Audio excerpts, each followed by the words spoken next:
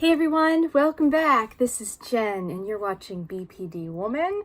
On this channel, I talk about my experiences living with, managing, coping, and recovering from my borderline personality disorder diagnosis. I am not a clinician or a PhD. I don't treat patients, but I can answer one question that all of those people, or most of those people that I just named, can't answer, which is, what's it like to live with borderline? So this channel is about my experiences and knowledge. We talk about all kinds of things on this channel. This is a safe space, and all are welcome. Please consider sharing, or subscribing. And let's get into this evening's topic. Self-harm. I've searched a lot on YouTube for a video just on self-harm and BPD, and I haven't found many. They'll often touch on them like in destructive behaviors, but I want to talk a little bit about self-harm and what it is, why we do it, my experience with it. So let's roll into it. I was diagnosed with BPD about 20 years ago. Before my diagnosis, there were telltale signs when I was about 16, 17 years old and still in high school, where I would cut my fingers, or I'd just on the tip, just a little bit, pretty superficial. I would put Band-Aids on them. So I'm going to look at some, while we're talking, I'm going to look at some notes here. I would, put some Band-Aids on there. Looking back on it, it was pretty much like a call for attention. I wanted people to notice me. I wanted people to see that I was doing this. Back then, my self-harm took on a little bit of a different look. I think when we hear self-harm, we think a knife, a razor, a piece of glass to the arm or the leg. We see scratches, things like that, cuts. In my high school years, really, I had more of an eating disorder than a self-harm issue. And I fluctuated with both. I was overweight and I struggled with bulimia. And then I lost a bunch of weight and I suffered with anorexia. So it got to a point where I was so hungry and not eating enough, my body would literally wake itself up in the middle of the night and I would sleepwalk and eat. That's true. So at my heaviest in high school, I was probably 160, and at my lowest, I was 103. That's a huge freaking difference.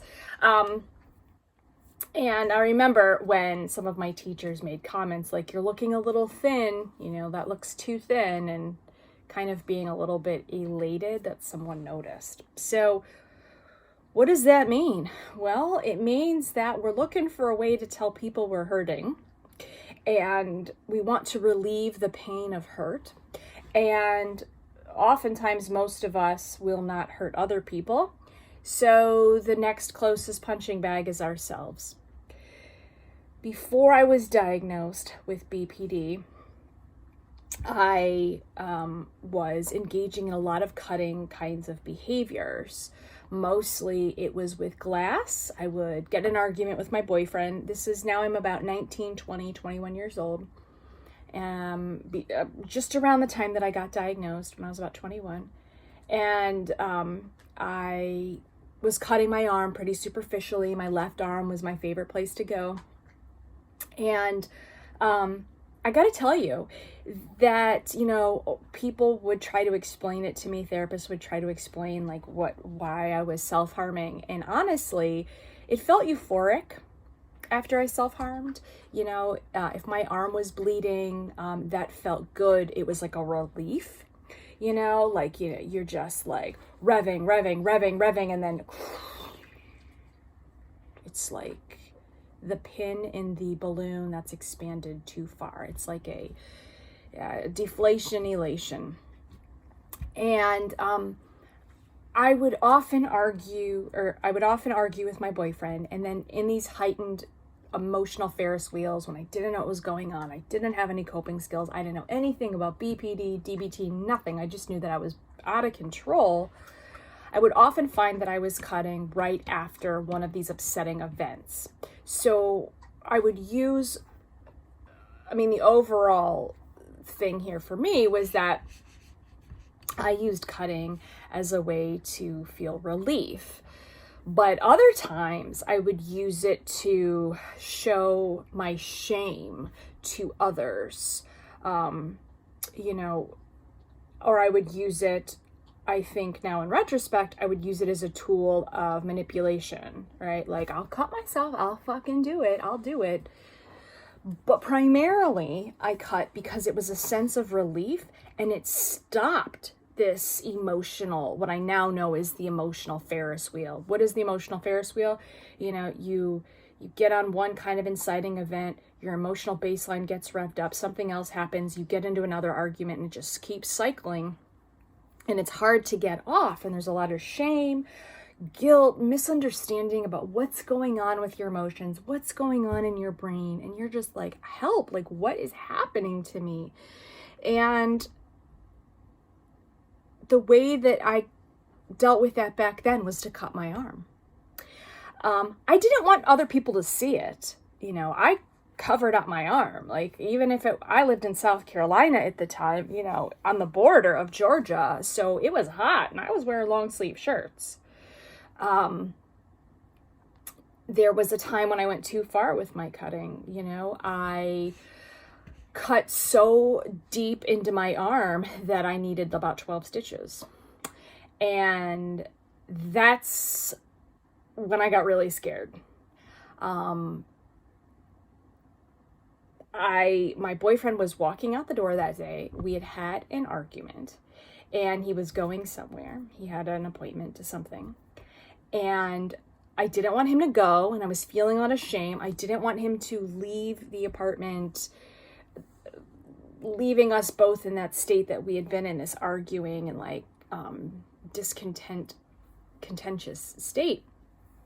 And I was like, don't go. And I was feeling so bad, and I didn't want him to go, and I cut my arm.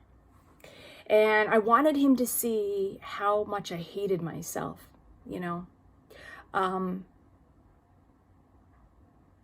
My own personal opinion is that when you're engaging in self-destructive behaviors, whether it's too much drinking, smoking, drugs, cutting your arm,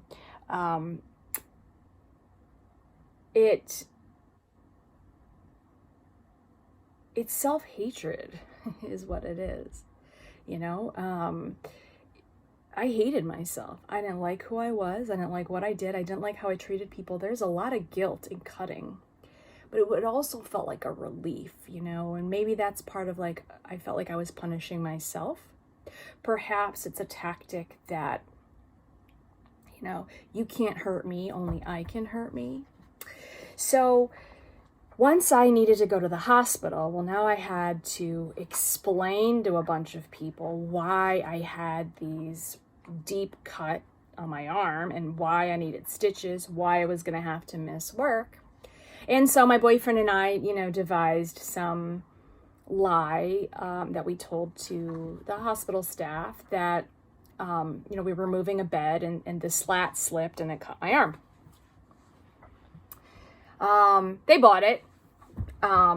People at my work didn't really buy it. Back then I worked in a coffee shop. And so, I couldn't lift certain mats. I couldn't do certain repetitive behaviors with my arm. And, that was a scary time. I got scared at how easy it was to hurt myself. Seriously. Because when you're cutting with a sharp object, you don't really feel it. It doesn't, it didn't hurt. It was a surprise. I felt the gush of blood. And I scared myself. And after that, my self-harm dropped off substantially. I would cut maybe a little bit on the fattier part of my leg every now and then, but I wasn't cutting on my arm anymore. I got really scared. But I still was a long way off, almost a decade off, from implementing healthier behaviors to manage my emotional dysregulation and my stress. Where does cutting come from? Well, in my personal opinion, and do your own research, as someone who's lived with this disorder, in my own personal opinion, I believe that self-harm comes from self-hatred, from shame, for wanting the relief. If I can remember anything, it was that cutting gave me a relief. It stopped this cycle of fights. It stopped all of the crying. It felt soothing. I know that's kind of a weird, fucked up thing, but it's what it was. And yes, it was also used as a cry for attention. It was also used for manipulating. I didn't want my boyfriend to go out the door. If he didn't stop arguing with me, I would hurt myself. And that's also super fucked up. That goes right under emotional abuse, kids. That's messed up. But it does us no good to say, wow, you're a bad person for doing that. Like, how could you make him feel like that? Yeah, I did it. It's over. I was 19. I was coming out of, living with my parents for the previous 18 years. I was really messed up and hurt. And I didn't know why, when my father and his new wife were coming over, why I was getting in a panic attack, why I was shuddering, why I was, I couldn't breathe, why I was crying so much. But now I know why, because I was subjected to intense abuse. And now I know that I had a disorder. And then I knew when I went to the hospital and when I was diagnosed that self-harm and cutting was very typical of people with borderline personality disorder. It's one of the criterion of having borderline personality disorder. In the 10 years after the cutting really stopped, and I have not cut probably for the last, 16, 17 years. So see, recovery is possible. But I was doing other harmful things, jumping into relationships too quickly, smoking, drinking, drugs, being around users, people that used me. So now what do I do? Now what do I do instead of self-mutilation? Well, it helped that I got those stitches because that's scared me straight. Secondly, I got into therapy, and I delved into the reasons and I discussed the reasons why I was hurting myself. I now have tools through DBT like distress tolerance and emotional regulation, Now I know what my triggers are before they start, so that I don't even get to a part where I'm feeling so out of control that I want to hurt myself. Self-harm and suicide are, I want to say that the suicide rate of those who have BPD is somewhere upwards of 8 to 10%, and that's a lot. That's a lot. I only think that people with bipolar disorder have a higher suicide rate within their disorder group. Take this stuff seriously. You can really hurt yourself, and you don't really want to hurt yourself, do you? Do you want to hurt or do you want to feel better? I wanted to feel better. Before you self-harm, try something else. Take a bath. I got a body bag that I punch in my apartment. Call your therapist, enroll in DBT. What you need immediately to stop this self-harm is to get some skills in your toolkit that help you deal with the intense emotion that is flowing out of you that makes you want to revert to cutting yourself. This was a pretty sensitive topic, but I'm glad that you've watched this video. I hope that it's been helpful. I'd love to hear your stories, your comments, what your thoughts are. As always, please like, share, subscribe, leave your comments below, and I will see you next time. Bye-bye.